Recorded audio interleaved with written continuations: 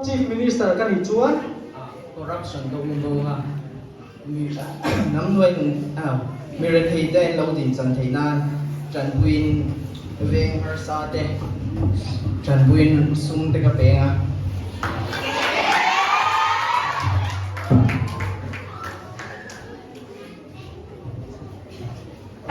karo ma hian ei ru nga ana sa em ma ei ru nga hi alo khen to lo nan na sa takin chan ka la nga First, introduce yourself to the church. My name is Alfred Elwan Sama. I am from White House. Alright. Alfred Elwan Sama from White House. This is your topic. Mizan, kamu mga kalau tapa.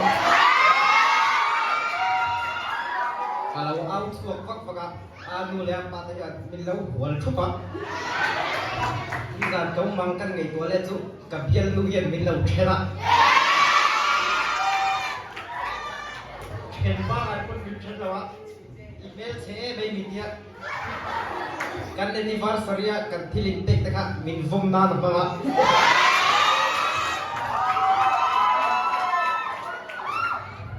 Kalau auto pe dan la tu. Pa ngai de wa auto tu soi lau. Nai sung khom.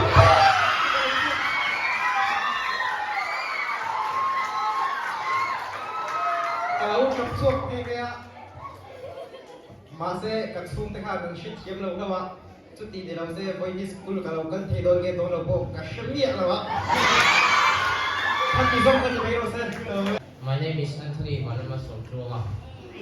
I represent Yellow House, the sunlight.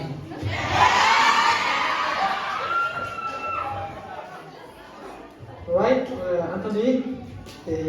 This is your topic. Kan school principal hi kita ina chu. Nanti tapi ilang jalan dua pang just school kali. Iti himna ni nak tanggal school principal itu ni nak jual. Lekha kan zirang, masih kan zero dikam. Kan school zero dan tinggal chak sekang. Tak ciri nak jual mo. Enge kan zirang kan dijual. Ma.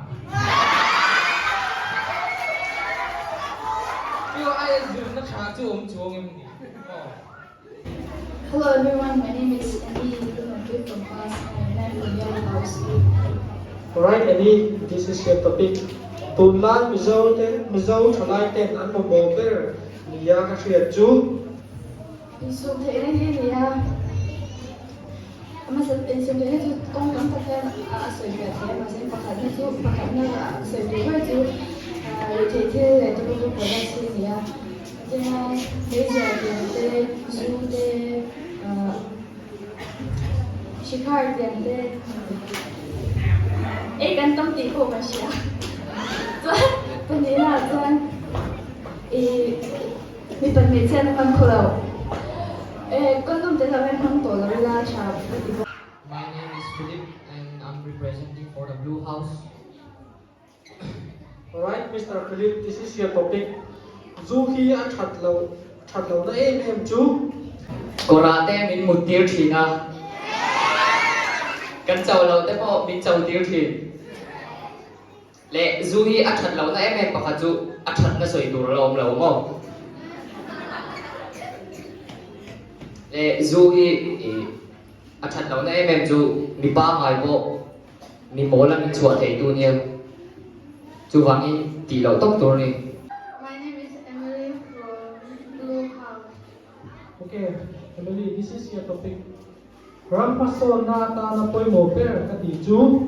Te mang na hi ni a chan su tu lai ve la chuan nei khazir sa kam tak te ma si la by heart system ma kal mai me an tam em ma ta ta BA satlia te an tam lu juga namulao mizar ma po han namulao hi 80% well bakin well hi an ma ta chuan te mama te la chuan em ma hi an thol thing the la ba ka ram ko so na ada chuan rui thei thel te lo te kum tling lo 6 month ti te hi